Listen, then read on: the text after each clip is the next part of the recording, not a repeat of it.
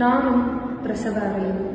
என் வாழ்க்கைக்கு அர்த்தம் தந்த நாள், நான் என்னை அன்னையாய் இந்த உலகிற்கு அறிமுகம் செய்து கொண்ட நாள், மரண வழி மலர்முகம் பார்க்கும் வரை, செத்து பிழைத்தேன், வாழ்நாள் சொத்து கிடைத்தது.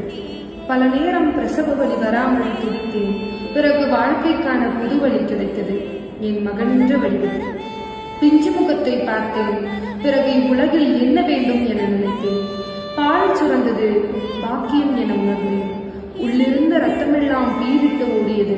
நன்றி சொன்னேன் என் மகனை பாதுகாத்ததற்கு. கனவல்ல வரமொழி, ஒரு உயிரல்ல என் உயிரின் நாடி. எனக்காக மட்டுமே யோசித்தேன், பிறகு என்னவனுக்காக யோசித்தேன். இனி என்னாலும் உனக்காகவே யோசிக்கிறேன். இல்லை, யோசிக்க தோணுகிறது.